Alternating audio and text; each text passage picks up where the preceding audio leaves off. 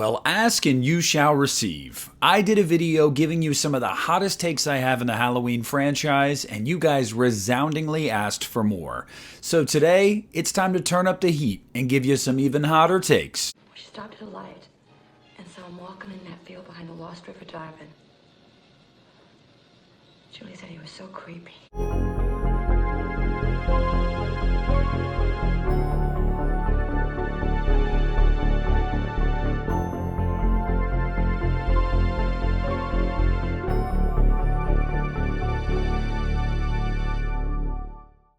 Hey, what is up everybody? Nick here, and I am back to give you more scorching hot takes in the Halloween series. Now, if you guys watched the last video or you've watched any of my videos over the years, you know I am full of hot takes with Halloween, so I don't even need to think about these. I can just roll these off the top of my head like nobody's business. And I thought, well, you guys really seem to like the last one and you asked for more, so I'm here to give you more. Before we get into these hot takes, I do have to say, as I always do, these are just my opinions. I am not arguing objectively for these things. I cannot prove one way or another that these things are objectively true. It's just my personal feelings that I am sharing with you. The idea is for these to be somewhat controversial.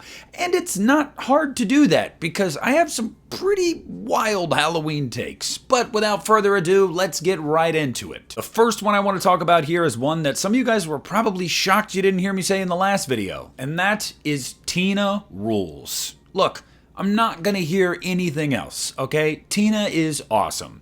I don't care. I know so many of you watching this right now are like, oh my god, she sucks. Why will he not drop the Tina shtick? Well, first of all, it's not a shtick. Second of all, no, she doesn't.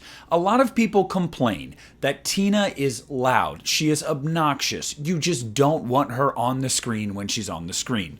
I understand if people think she's a little obnoxious, but then I ask, did you watch horror movies from the late 1980s? Because there were characters like this littered throughout those movies.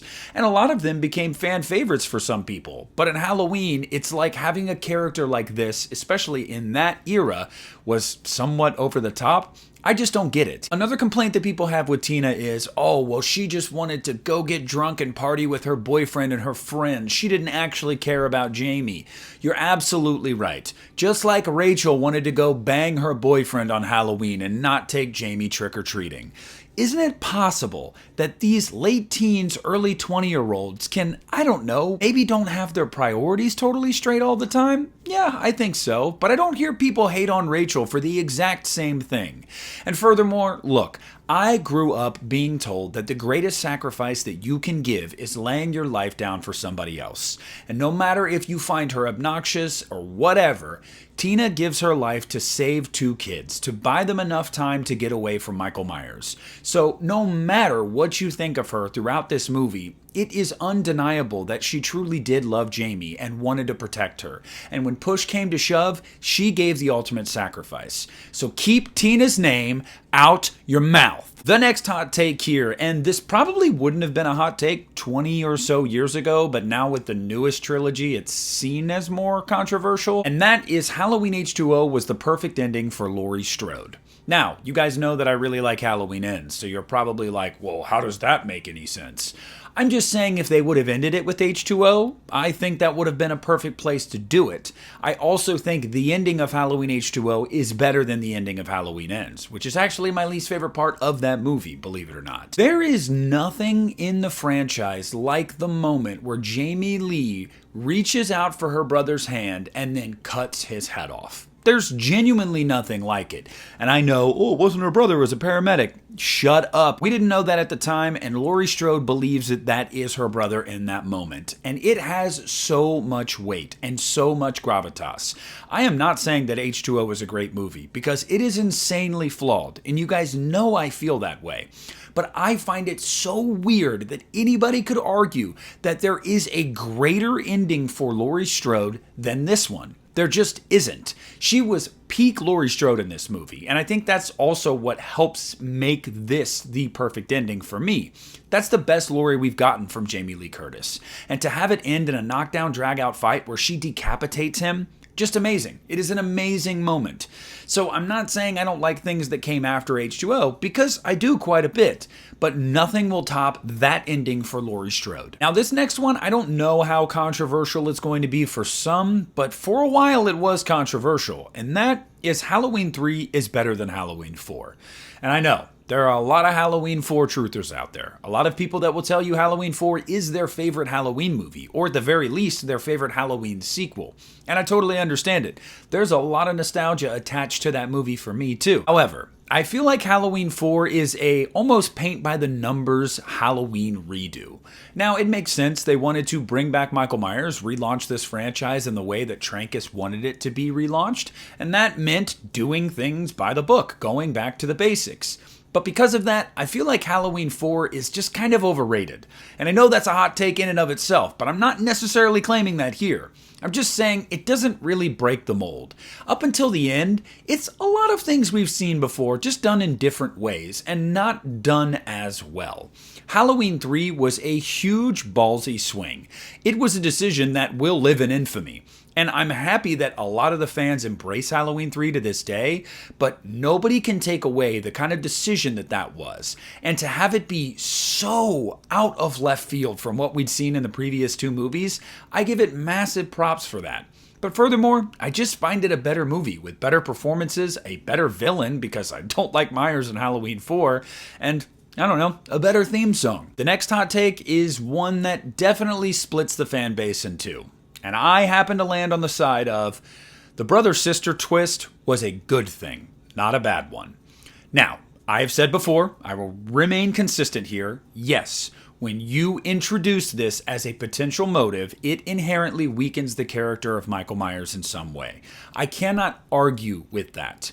However, I think it strengthens the character of Laurie Strode. I think it strengthens the emotional weight that these movies have moving forward every time they go face to face. Even in the newest trilogy, they are no longer canonically brother and sister, but you and I both know when you watch those movies, you cannot help but have it in the back of your mind. It makes their confrontations in those movies feel that much bigger, that much more of an event. I think that giving Michael Myers this tether to Laurie Strode really actually aids the movies. John Carpenter has pissed me off for years because he has said, oh no, it was a terrible decision, I was drinking, oh, this movie's an abomination. That just sounds like a lot of words to say, I didn't want to come back and have anything to do with Michael Myers. I get that, but I actually think that this added a wrinkle that made Halloween 2 far more interesting than just, oh yeah, he happened to go to the hospital because he just knew she was there and wanted to kill this random girl that got away. Now I understand, people will go, well, that makes him scarier, he's motiveless. Not really. Then his motive is that he wants to kill Laurie Strode. This movie just gave you a reason as to why he wants to kill Laurie Strode. So, at the end of the day, I understand both sides of it, but I think it was a good thing. Next hot take, and this is one that's going to piss off Gen Z. Halloween 2018 continues to age poorly.